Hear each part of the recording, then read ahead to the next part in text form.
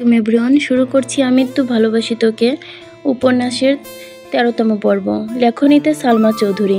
মেঘ কিছুক্ষণ দাঁড়িয়ে মনে মনে আবির ভাইকে খুব করে বকলো। তারপর মন শান্ত করে সিঁড়ি দিয়ে নিচে নেমে গেল মিমের রুমে। মিমও এখনও নিচেই আছে, ২-৩ দিনের মধ্যে উপরের রুমে চলে আসবে।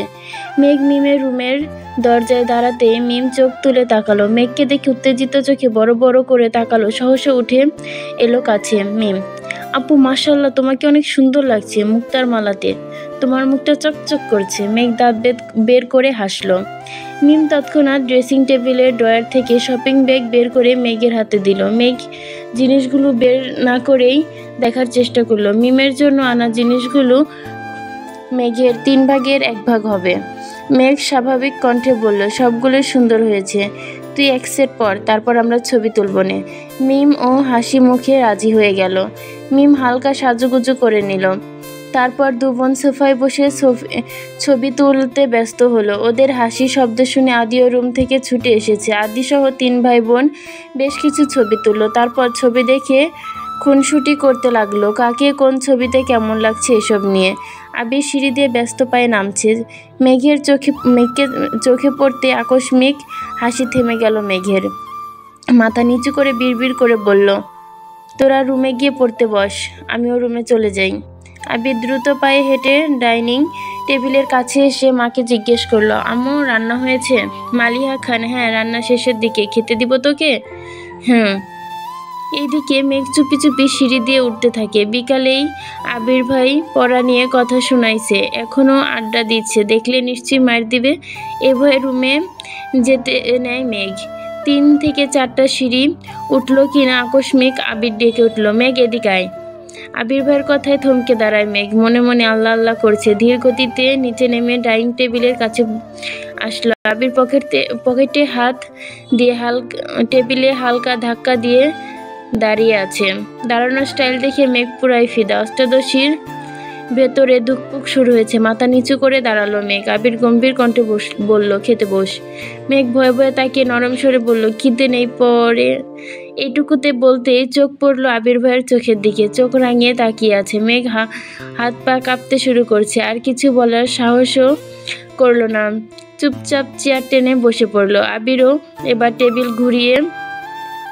টেবিলে ঘুরিয়ে নিজের চেয়ার টেনে বসলো। মেঘ মাথা নিচু করে চুপচাপ বসে আছে। আবির একবার মেঘের দিকে তাকাচ্ছে, আবার ঘাড় ঘুরিয়ে রান্নাঘর দেখছে। মালিয়া খান আর হালিমা খান টেবিলে খাবার রাখতে ব্যস্ত। আবির একটা প্লেটে ভাত দিয়ে এগিয়ে দিল মেঘের দিকে। ছোট্ট করে বলল, নে খা। মেঘ কোমল হাতে প্লেট ধরতেই হাত বাড়ায়, কিন্তু হাত পায়ের সাথে শরীরের কাঁপুনির তীব্রতায় প্লেট পড়ে যেতে নেয়। আবির ছেড়ে দিতে নিয়েও মেঘের অবস্থায় আবার প্লেট ধরতে ব্যস্ত হলো। রাগান্বিত কণ্ঠে বলল, তোর শরীরে কতটুকু শক্তি বোঝ এখন। আবির হাত বাড়িয়ে মেঘের সামনে প্লেট রেখে নিজের খাওয়ায় মনোযোগ দিল। আবিরের কথায় মেঘের মাথা নিচু করে ছোট্ট করে ভেঙচি কাটলো আর বিড়বিড় করে বলল, আপনি সামনে আসলে আমার সব শক্তি বিলীন হয়ে যায়, আমি কি করব? আবির তীক্ষ্ণ দৃষ্টিতে মেঘের দিকে তাকায়। কণ্ঠ দ্বিগুণ ভারী করে বলল, তুই কি ভাত খাবি নাকি থাপ্পড় খাবি? মেঘ আবিরের কথায় আটকে ওঠে, আস্তে আস্তে খাওয়া শুরু করে। মেঘের এই ধীর স্থির গতিতে খাওয়া দেখে আবির বেশ কয়েকবার তীক্ষ্ণ দৃষ্টিতে তাকিয়েছে, কিন্তু কিছুই বলছে না। নিজের খাওয়া শেষ করে বেসিন থেকে হাত ধুয়ে এসে পুনরায় চেয়ারে বসলো। মেঘ তখনও আস্তে আস্তে খাচ্ছিল, কিন্তু আবির ভাইয়ের আবার বসা দেখে বুকটা কেঁপে ওঠে। খাওয়ার গতি কিছুটা বাড়িয়ে দিয়েছে। আবির আকস্মিক চোখে তাকিয়ে আছে অষ্টাদশীর দিকে। গলায় মুক্তার মালাতে জলজল করছে মুখটা। খুব মনোযোগ দিয়ে দেখছে মেঘের খাওয়া। মেঘ এক প্রকার নাকে মুখে খাবার শেষ করছে, কিন্তু শেষ হওয়ার আগেই আবির ভাই আবারও প্লেটে খাবার দিল। মেঘ থাপ্পড়ের ভয়ে বলতে চেয়েও কিছু বলতে পারছে না, বাধ্য মেয়ের মতো চুপ করে খাচ্ছে। এদিকে আবির ভাই মেঘের দিকে তাকিয়ে মুচকি মুচকি হাসছে। হালিমা খান ও মালিয়া খান রান্নাঘরে কাজ করছিলেন, কিন্তু আবিরের এমন কর্মকাণ্ডে তারাও যেন খুশি হয়েছে। মেঘ বাড়ির কারো কথা শোনে না, বড় আব্বুর সামনে একটু সম্মানার্থে লক্ষ্মী মেয়ের মতো থাকে। তাছাড়া বাবা মা কাকামণি কাকিয়া কারো কথাই শোনে না। তানভীর এত বছর ধমকে একটু একটু খাওয়াতো, কিন্তু সারাদিন মুখ ভোতা করে রাখতো। তানভীর সারাদিন শেষে রাতে বেলা বোনের জন্য এটা সেটা কিনে এনে বোনের রাগ ভাঙাতো। এত বছর পর আবির যেন দ্বিতীয় ব্যক্তি, যে মেয়েকে শাসন করে জোর করে খাওয়ায়, আর মেঘও যেন বাধ্য মেয়ের মতো সবকিছু মেনে নেয়। তানভীর ভাইয়ের সামনে তেজ দেখালেও আবিরের সামনে মেঘ একেবারে নিশ্চল হয়ে যায়। মেঘের দুর্দশা দেখে মালিয়া খান রান্নাঘর থেকে বলছে, মেয়েটাকে ছেড়ে দে বাবা, আর খেতে পারছে না তো। আবির গম্ভীর কণ্ঠে বলল, ও যদি ঠিকমতো খেত তাহলে আমার এভাবে বসে ওকে খাওয়াতে হতো না। কেউ আর কোনো কথা বলল না। মেঘ চুপচাপ খাওয়া শেষ করলো। মেঘের খাওয়া শেষ হওয়া মাত্রই আবির উঠে বের হয়ে গেল বাড়ি থেকে। মেঘ নিষ্পলক তাকিয়ে রইল কিছুক্ষণ দরজার দিকে, তারপর উঠে নিজের রুমে চলে গেল। একটু রেস্ট নিয়ে পড়তে বসলো। রাত 12টার ওপরে বাজে। মেঘ পড়তেছে, কিন্তু আবির ভাই এখনো আসছে না। কিন্তু চিন্তা লাগছে মেঘের। বারবার উঠছে, বারান্দায় যাচ্ছে মেঘ। তানভীর ইদানিং খাওয়া দাওয়া বাদ দিয়ে কাজ করতেছে। মনোনয়নের ফলাফল ঘোষণা করবে আগামীকাল। কারো চোখে ঘুম নেই। দল থেকে মনোনয়ন পেয়ে গেল আলহামদুলিল্লাহ। তারপর প্রচারণা চালাতে হবে। তারা কোনোভাবেই আজ রাতে তানভীরকে ছাড়ছিল না। গোপন মিটিং চলছে এমপির বাড়িতে। রাজনৈতিক মিছিল থেকে ভাইকে আনতে বাধ্য হয়। আবিরকেও যেতে হলো এমপির বাড়িতে। হলরুমে মিটিং চলছিল। আবির এমপির বাড়ির সামনে বাইক থামিয়ে হলরুমে দিকে যেতেই পথ আটকে দাঁড়ায় এমপির মেয়ে। আবির চোখ গোল গোল করে তাকালো মেয়েটির দিকে। রাশভরি কণ্ঠে বলল, পথ আটকে দাঁড়িয়েছেন কেন? মেয়ে হাসি মুখে উত্তর দিল, আপনাকে আমার অনেক ভালো লাগে ভাইয়া, প্লিজ আপনার নাম্বারটা দিবেন? আবির কণ্ঠ দ্বিগুণ ভারী করে বলল, আপনাকে তানভীর বলেনি আমি একজনকে ভালোবাসি? মেয়ে এই কথায় পাত্তা দিল না। হাসতে হাসতে উত্তর দিল, আমি তো তানভীর ভাইয়ের কথা বিশ্বাস করিনি, উনি আমার সাথে মজা করছেন। আবির গম্ভীর কণ্ঠে বলল, তানভীর সত্যি কথাই বলেছে। মেয়ে এমনভাবে হাসছে যেন মনে হচ্ছে আবির ওকে জোকস বলছে। আবিরের দীর্ঘশ্বাস ফেলে রাগান্বিত কণ্ঠে বলল, শোনো মেয়ে, এই আমি আবির অন্য কারো মালিকানায় বন্দি। আমার জীবনের অস্তিত্ব জুড়ে শুধু তারই রাজত্ব। এমপির মেয়ে অবিশ্বাস্য চোখে তাকালো আবিরের দিকে। কোমল কণ্ঠে বলল, আপনি সত্যি সত্যি কাউকে পছন্দ করেন? আবির সহসা বলে উঠল, সে আমার পছন্দ বা ভালো লাগা নয়, সে আমার ভালোবাসা। আমি তো ভালোবাসবো তাকে। মেয়েটার চোখ টলমল করছে। এটা দেখে আবির এবার বিরক্ত নিয়ে বলল, শোনো, আমি শুধু তোমার মোহ। দুদিন পর সব মোহ কেটে যাবে। আর যে সত্যি সত্যি তোমার জন্য আসবে সে তোমাকে কখনোই অজুহাত দিবে না। তার কাছে তোমার প্রায়োরিটি থাকবে সবার প্রথমে, যেমন আমার কাছে সর্বোচ্চ প্রায়োরিটি আমার প্রেয়সীর। আশা করি তুমি আমার কথাগুলো বুঝতে পেরেছ। তাই ভবিষ্যতে এমন কোনো কাজ করবা না বা এমন কোনো কথা বলবা না যে কারণে তোমার এই পাগলামিগুলো নিয়ে আমি সিরিয়াস হতে হয়। ভালো থেকো। গম্ভীর কণ্ঠে কথাগুলো বলে হলরুমের দিকে পা বাড়ায় আবির। পিছন থেকে আবিরের মেয়ে ডেকে উঠল, সরি ভাইয়া, আর কখনো এমন হবে না, প্লিজ আব্বুকে কিছু বলবেন না প্লিজ। আবির মুচকি হাসলো। মেয়েটা যে তার কথা বুঝতে পেরেছে এতেই ভালো লাগলো আবিরের। হলরুমে ঢুকে সালাম দিল এমপিকে। আবিরকে দেখে হ্যান্ডশেক করলেন এমপি। হাসি মুখে জিজ্ঞেস করলেন, কেমন আছো আবির? আবির স্বাভাবিক কণ্ঠে বলল, জি আলহামদুলিল্লাহ ভালো, আপনি কেমন আছেন? এবার চিন্তিত স্বরে বললেন, আলহামদুলিল্লাহ ভালো, তবে নির্বাচন নিয়ে একটু ঝামেলায় আছি। তা তোমার কোনো দরকার ছিল?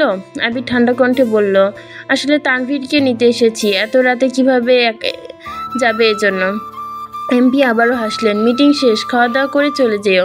আবির বলল, আমরা খাবো না, অনেক রাত হয়ে গেছে, অন্য কোনো সময় খাবো। এমপিও আর জোর করলেন না। আবির তানভীরকে নিয়ে বের হলো বাড়ি থেকে। বাইকে আবিরের পেছনে চুপচাপ বসে আছে তানভীর। অনেকটা পথ যাওয়ার পর তানভীর ভয়ে ভয়ে বলল, ভাইয়া, এমপির মেয়ের সাথে দেখা হয়েছিল? আবির বলল, তানভীর আস্তে আস্তে বলল, তাকে কি বোঝাতে পেরেছো? আবির গম্ভীর কণ্ঠে বলল, আমার বোঝানো তো বুঝিয়েছি, কিন্তু সে কতটা বুঝিয়েছে এখন এটার মূল বিষয়। তানভীর এবার অভিযোগের স্বরে বলল, আমি কি করব বলো ভাইয়া? কোনো দরকার এমপির সাথে দেখা করা, গুরুত্বপূর্ণ মিটিং, সব কিছু এমপির বাড়িতে হয়। আর দেখা যায় প্রতিদিন অন্ততপক্ষে 2-1 বার এমপির বাড়িতে আসতেই হয়। আর এই মেয়ে যেন বসেই থাকে, কখন আমি আসব দেখলে ছুটে আসে তোমার কথা জিজ্ঞেস করে শুধু। আমি কতবার বলেছি তুমি একজনকে পছন্দ করো, বিয়ে ঠিক, মেয়ে কোনো কথাই পাত্তা দেয় না। আমি এড়িয়ে গেলে মেয়ে পথ আটকে দাঁড়ায়। এমপির চোখে এটা পড়লে সে তো আমাকে কালারিং বানাবে, ভাববে মেয়ের সাথে আমার কিছু চলে, তখন ঝামেলায় আমি ফাঁসবো, তাই তোমাকে বলেছি। একদম এই কথাগুলো বলল তানভীর। আবির স্বাভাবিক কণ্ঠে বলল, সমস্যা নেই মেয়ে, আশা করি আর কিছু বলবে না তোকে, তুই তোর কাজে মনোযোগ দিস। এর মধ্যেই বাসায় চলে আসছে দুইজন। প্রায় রাত 1:30। আবির ভাই বাড়িতে ঢুকলো বাইক নিয়ে, পেছনে তানভীর ভাই। আবির ভাইকে দেখে মেঘের চিন্তিত মলিন মুখটা তৎক্ষণাৎ জ্বলজ্বল করে উঠল। সেই 12টা থেকে অপেক্ষা করছে আবির ভাইয়ের জন্য, বারান্দায় দাঁড়িয়ে আকাশের তারা গুনে শেষ করে ফেলছে মনে হয়, কিন্তু আবির ভাই আসছিল না। মেঘ দীর্ঘশ্বাস ফেলে প্রফুল্ল মেজাজে দেখতে লাগলো আবির ভাইকে। বাসায় ঢোকার আগ পর্যন্ত যতক্ষণ দেখা যাচ্ছিল, তারপর চুপ করে শুয়ে ঘুমিয়ে পড়লো। সকালে আবির রুম থেকে বের হয়ে করিডোর থেকে নিচে তাকালো। ডাইনিং টেবিলে মেঘ নেই। এত রাত করে ঘুমানোর জন্য মেঘের সকালে উঠতে পারেনি। আবির মেঘের দরজায় টোকা দিল। দিবার শব্দ হতেই মেঘের ঘুমের মধ্যে টলতে টলতে এসে দরজা খুলে দিল মেঘ। হাত দিয়ে চোখ কচকাতে কচকাতে তাকালো। সহসা অক্ষি যুগল বিপুল হলো মেঘের। আবির বিমোহিত লচনে চেয়ে আসছে অষ্টাদশীর মুখের পানে। সদ্য ফুটে ওঠা পদ্ম ফুলের ন্যায় সুন্দর লাগছে মেঘকে। খুব করে চাইছে দৃষ্টি সরাতে, কিন্তু পারছে না। আবির ভাইকে দেখে মেঘের বুকের ভেতর টিপ টিপ আওয়াজ স্পষ্ট বোঝা যাচ্ছে। মেঘ মুখ ফসকে ডেকে উঠল, আবির ভাই। তৎক্ষণাৎ ঘোর কাটলো আবিরের, কিছুটা নড়ে চড়ে উঠল। আবির ঠান্ডা কণ্ঠে শুধালো, এত রাত বেলকনিতে দাঁড়িয়েছিলি কেন? আবির ভাইয়ের প্রশ্ন শুনে আটকে ওঠে মেঘ। আকস্মিক চিরচেনা গতরের কাঁপাকাঁপি তীব্র হয়ে ওঠে। বুকের ভেতর হাঁসফাঁস শুরু হয়েছে। হৃদস্পন্দন অনেক বেশি জোরালো হলো। চিবুক নামিয়ে চাপা কণ্ঠে বলল, রাতে ঘুম ভেঙে গেছিল। আবির ভুরু কুচকে তাকালো। সহসা গভীর কণ্ঠে বলল, ঘুম ভেঙে গেছিল নাকি ঘুমাতেই যাসনি? সত্যি করে বল। আবির ভাইয়ের সামনে দাঁড়িয়ে মিথ্যা বলার সাহস অষ্টাদশীর নেই। ভয়ে ভয়ে বলল, ঘুম আসছিল না। আবির এবার ভুরু নাচিয়ে শুধালো, কেন? মেঘ আর কিছু বলতে পারছে না। মনে হচ্ছে কথা আটকে এসেছে গলায়, কোনো আওয়াজ বের হচ্ছে না মুখ থেকে। আবির শ্বাস ঝাড়ে ভারী সুরে বলল, কি হলো? আবির ভাইয়ের ভারী কণ্ঠে চুপসে গেল মেঘ। বিড়বিড় করে বলল, আপনার জন্য।